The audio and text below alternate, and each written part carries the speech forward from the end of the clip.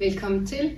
Jeg hedder Rikke Fabienke, og jeg har Skørringe Yogastudio på Falster.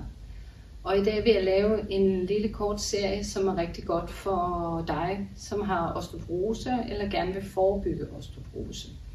De her øvelser er undersøgt af nogle udenlandske forskere, som jeg skriver under videoen, hvem er, så du kan google dem og se, hvad de ellers har af spændende forskning på det her område.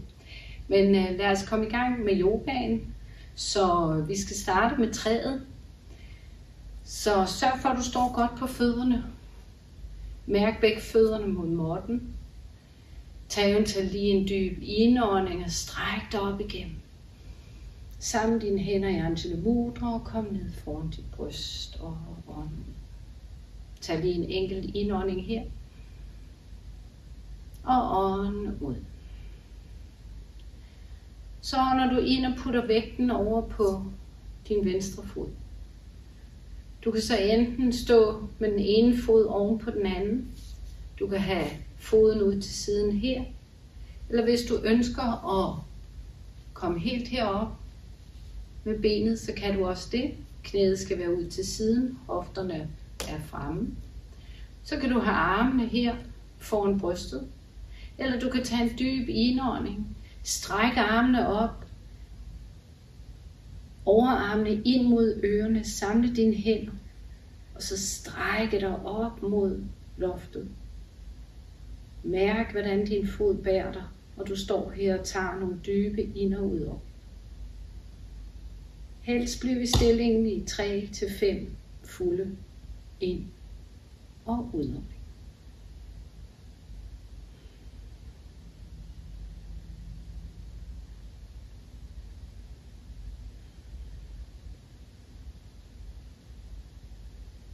Sørg for, at du har et godt fokuspunkt. Enten lige frem, eller skråt ned i måtten, hvad der føles bedst for dig. Når du skal ud af stillingen, tager du en dyb indånding, strækker dig op en sidste gang.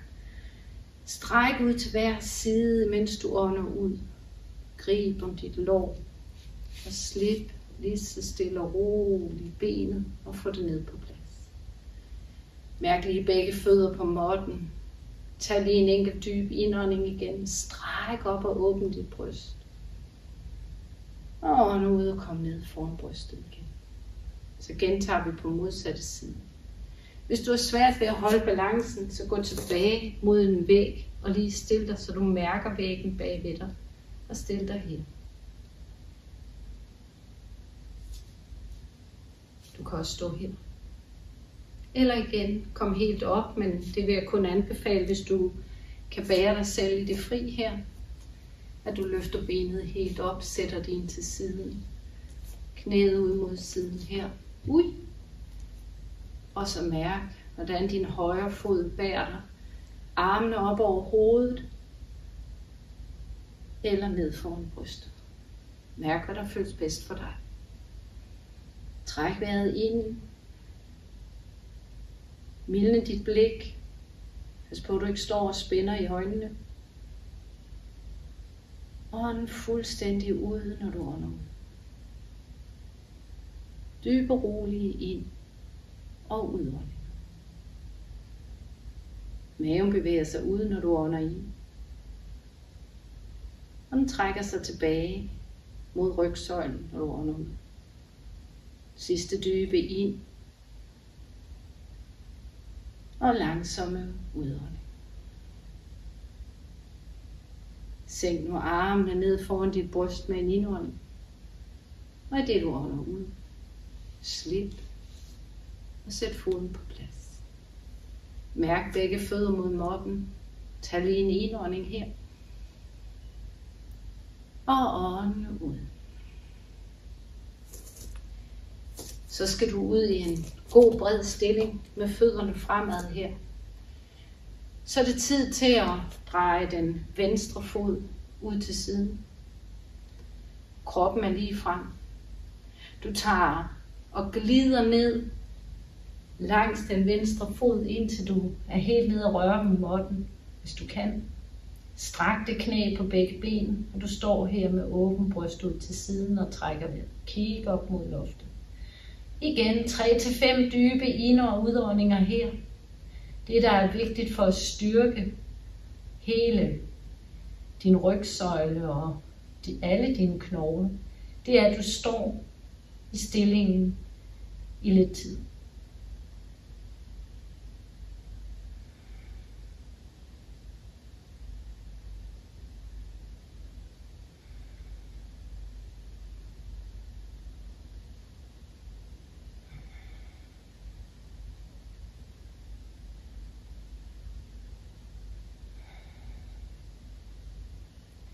Når du igen skal ud af stillingen, så tager du en dyb indånding.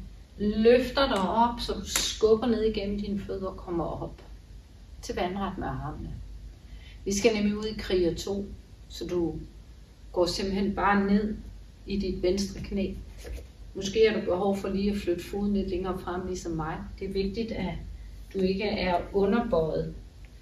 Så benet skal være så langt frem som muligt, så der er god stærk fod. Eller så flyt den anden lidt længere tilbage. Så den forreste peger fremad, den bagerste ud til siden. Armene op til vandret, kroppen er frem, og hovedet drejer til side, og du står stærk her i din kriger 2. Igen 3-5 åndedræt. Ind igennem næsen, ud igennem næsen eller munden. Ned så meget du kan i benene. Ind igennem næsen, ud igennem næsen. Hvis du i starten ikke føler dig så stærk, så løsne stillingen, så du kan stå i dine 3 åndedræt. Og så kan du altid med tiden synke dig længere og længere ned, efterhånden som du føler, du bliver mere stabil og stærk. Nu skal du ned i en sidestræk, så venstre albue skal mod venstre knæ. Højre arm skal op, og har du brug for lige at gå op og tage en pause her lige og slappe af benene, så gør du det. Men kom ned, armen til side, håndfladen er opad mod loftet, den her ned mod måtten. Armen så tæt mod dit højre øre som muligt. Kig op mod højre albueled. Træk vejret i stillingen. Igen 3-5 dybe ind- og udåndinger her. Dyb indånding. Fuld udånding. Er det hårdt, så ånd ud igennem munden. Ånd ind igennem næsen. Og ud igennem munden eller næsen. Tredje ånding. Og ånd ud. Og nu ind armen tilbage. Og kom op i den omvendte kriger. Stå her. Igen 3-5 åndinger. Ind og ud. Sørg for at være godt nede i det forreste knæ. Stærke ben.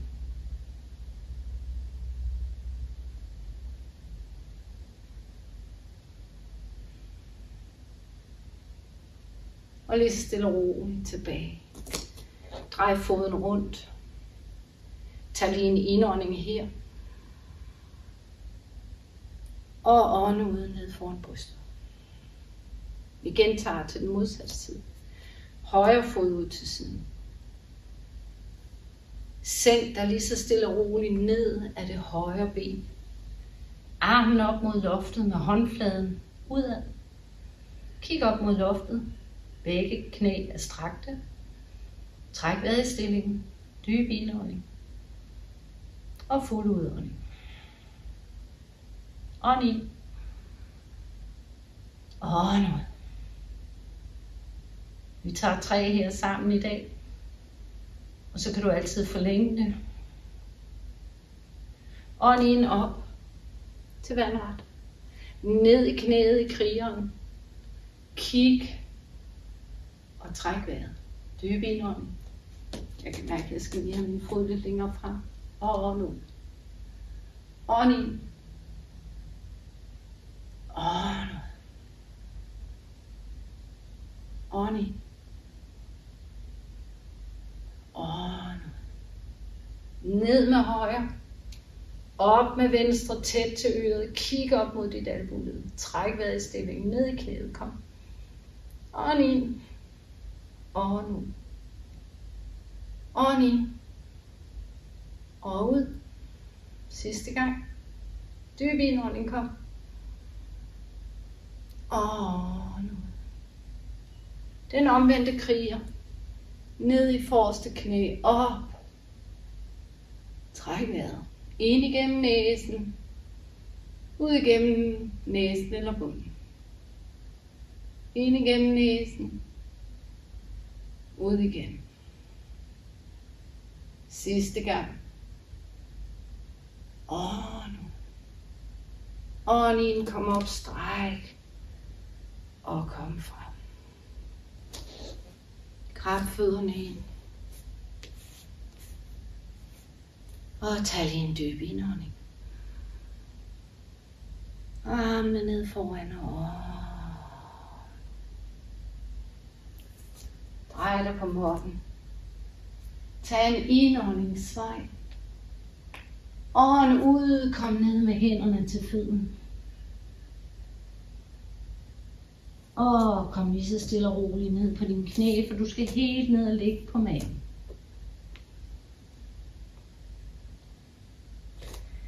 Armene er bagud med håndryggene i måtten. Vi skal løfte både hoved og ben. Du tager en indånding og løfter dig op, så du kommer op og være stærk og ligger på din navle. Så sænker du dig ned igen. Ideelt set, så skal vi gøre det her 8-10 gange. Men du kan også vælge at holde stillingen oppe lidt længere.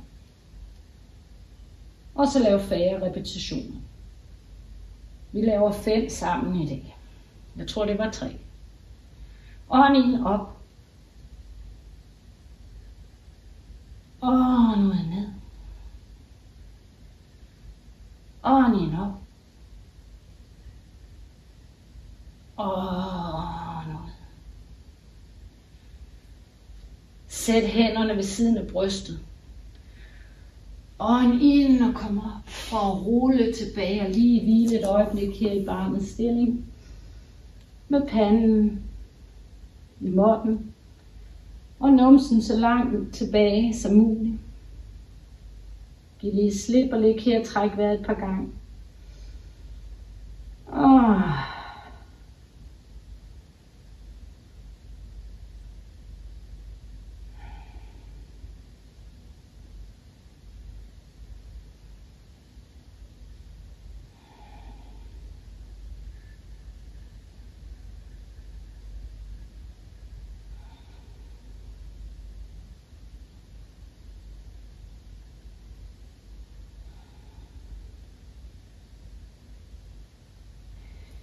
Træk hænderne tilbage mod knæene, krum i ryggen, imens du ånder ind. Og rulle lige så stille og roligt op og kom rundt.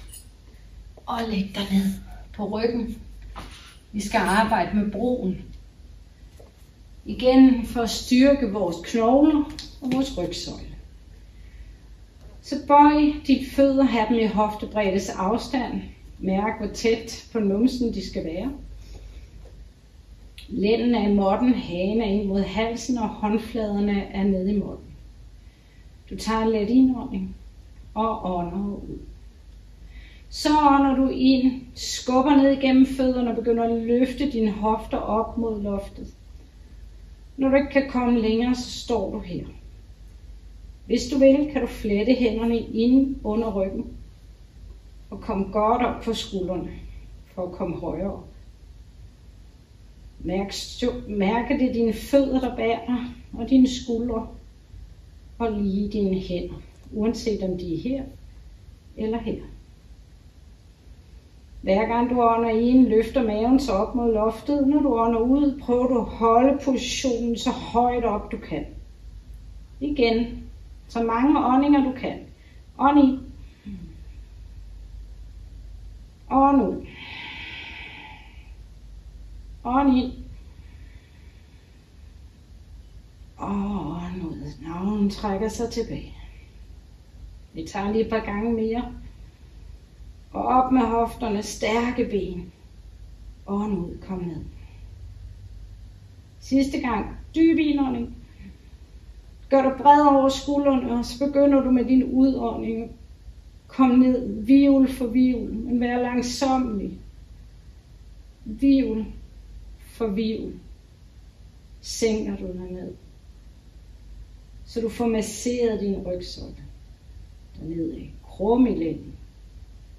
Tag lige knæene op til brystet og læg dig her.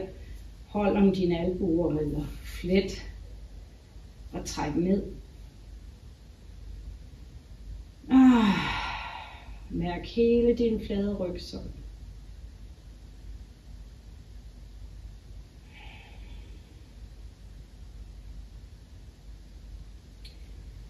Hvis du har et bånd, så skal du finde det frem, men alternativt kan du også bare bruge et tørklæde eller noget andet. Vi starter med det højre ben. Du strækker det venstre og lægger det båndet under din højre fodsål, så du strækker benet op mod loftet. Så stræk knæ, som du overhovedet kan, og skub ud gennem hælen. Stræk det venstre så meget du kan. Glid nu ned af din bånd, ind til skuldrene af måtten, og albuerne også meget gerne. Og så eventuelt lige rotere rundt om, så du kan trække ned, uden at det er anstrengende for din overkrop. Skub ud igennem hælen. Træk fodsålen og tæerne ned mod ansigtet. Mærk det her stærke stræk igennem dit ben, og især din bagside. Igen, hold det så længe du kan. 3-5. Måske endda 8 åndedrag, hvis du kan. Pas på, at du ikke ligger og svejer nakken, hagen ind mod halsen. Slip lænden. Skub ud igennem hælen. Og lige så stille og roligt bøj. Sænk benet. Og vi gentager med den anden fod og det andet ben. Så stræk til højre så godt du kan. Slip i hoften. Glid ned, så skuldre og albuer er i måtten. Drej eventuelt om dit bånd, og så træk og skub ud igennem hælen. Så det er ikke sådan her. Det er sådan et skub. Ud igennem din hæl. Mærk det på hele dit bagside, så træk ned mod ansigtet. Alt hvad du kan.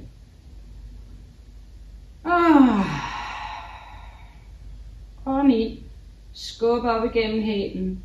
Ånd ud. Træk ned mod ansigtet. Dybe, rolige ind- og udånding. Pas på, at det højre ben ikke løfter sig. Og igen, pas på, at din hage ikke løfter sig, og du ligger og svejer i din nakke.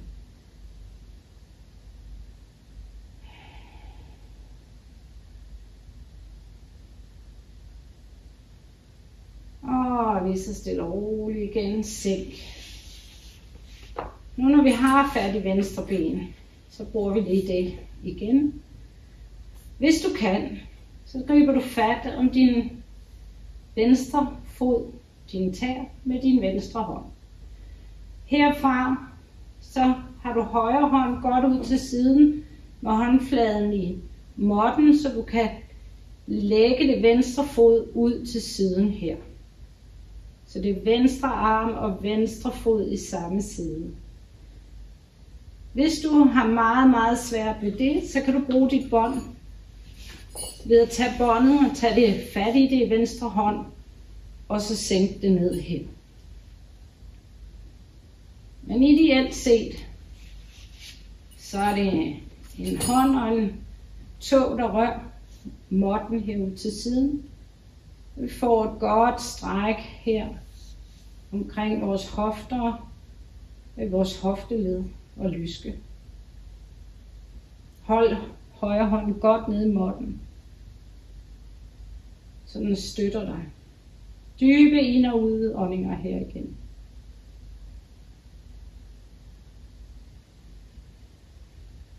Og igen op og på plads. Jeg drejer lige en gang. Vi kan gentage med den anden. Måske er det bedre for dig, at jeg viser det herfra. Så kan du se, hvordan min venstre hånd er i måtten. Min højre tager fat om min højre tå. Og jeg lægger mig ud til siden her. Strækker mit knæ. Og synker ned i måtten. Træk vejret. Stræk venstre ben. Slip i hoften.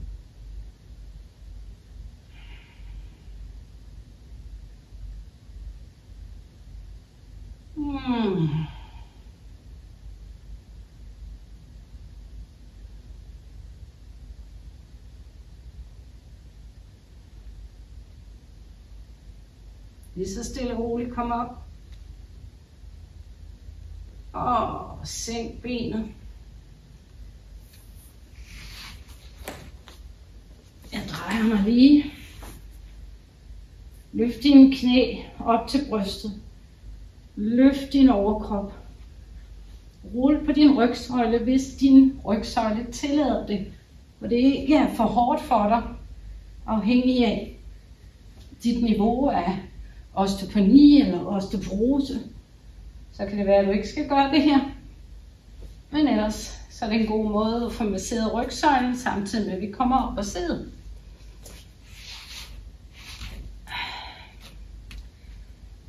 Så skal du sidde godt op på din sædeknude og så trække i ballerne. Vi bøjer det højre knæ, så foden er her ved siden af venstre lår. Så tager vi højre arm og lægger om bag ved ryggen. Venstre holder om knæet eller med hånden eller albuen, og så twister vi os rundt. Men sørg for, at du har en lige ryg og nakke, inden du begynder at twiste rundt. Træk knæet ind mod brystet. Kig rundt og træk vejret i stilling.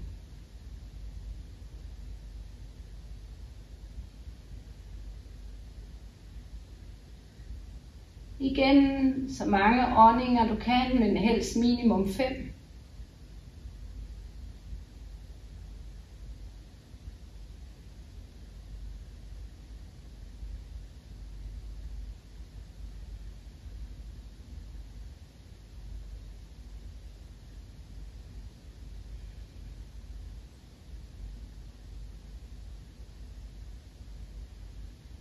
Når du skal ud af stillingen, drejer du lige så stille og roligt tilbage med en indånding og slipper med en udånding. Du skifter side. Så venstre fod så tæt mod knæet og låret så tæt mod dit bryst. Venstre arm om, tag eventuelt fat, så den ligger sig her. Grib om det højre knæ, træk det ind og twister rundt. Dyb indånding. Fuld udånding. Dyb indånding. Fuld udånding. Du fortsætter. Træk vejret. Mærk toppen af hovedet op mod loftet, og du kigger over din venstre skulder ud af venstre øjenkrog. Og virkelig twister din rygsøjle.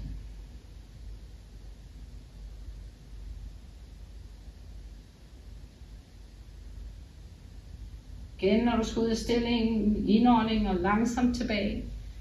Og nu ud og pakke dig ud. Nu når vi har fat i det venstre knæ, så kryds det hen over det højre. Så kan du bøje det højre knæ ned. Jeg har et dårligt knæ, så for mit vedkommende så bliver knæet fremme. Her. Så skal vi have fat med højre arm rundt om, og venstre arm skal på indersiden af din venstre fod. Så tager du en indånding, løfter dig op, og så twister du rundt. Igen toppen af hovedet godt op mod loftet.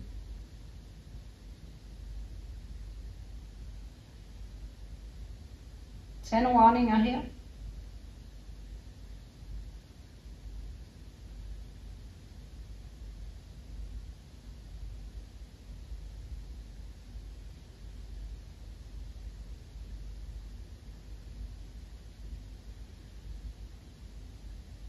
Når du skal tilbage og ind, åbne op.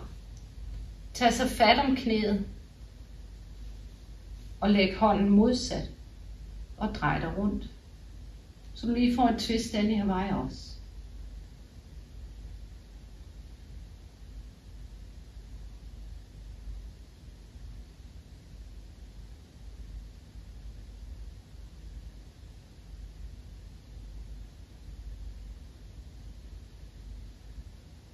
Og igen ude efter 3, 5, 8 åndinger, hvad der nu føles muligt for dig i øjeblikket. Og husk, at det kan variere fra dag til dag, uge til uge. Nu er det modsat, det her knæ har det fint, så det kan godt sidde sådan her. Så er det igen venstre arm bagom, højre arm inden om højre ben. Og så er det tid til at dreje rundt. Det kan jeg slet ikke, uden at jeg har benet strakt, kan jeg mærke.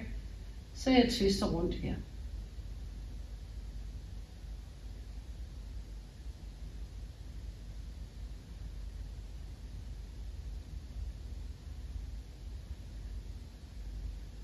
Toppen af hovedet op mod loftet. Skub ind mod. Twist alt, hvad du kan. Kom lige så stille og roligt tilbage. Nu bøjer jeg her, det tror jeg godt jeg kan. Griber om det her. Jeg skal lige have armen om bagved. Mærker min lige ryg. Og så twister jeg modsat. Slap af i skuldrene. Træk vejret i stillingen og mærk det her fantastiske twist i din rygsøjle.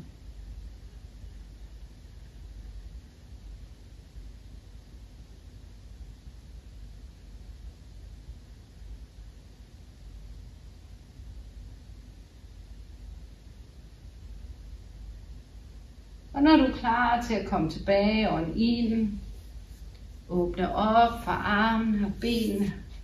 Når du er færdig med den her øvelse, så tag lige og stræk og vip dine fødder, så vi lige får sat knæ og det hele lige på plads. Og så er det faktisk tid til at komme ned og ligge i Savasana. Så du ruller lige så stille og roligt ned på din ryg, lægger dig her. Tæerne falder ud til siden, så hofterne slipper. Spænd eventuelt lige op i ballerne, for så at slippe igen, så du er sikker på, at du er afslappet i ballerne. Åbn dine hænder op mod loftet. Hagen let ind mod halsen. Slap af i skuldrene. Mærk baghovedet mod måtten. Luk dine øjne. Og tag nogle dybe ind og ud. Træk vejret lige så stille og roligt, mens du ligger her. Og der vil jeg anbefale,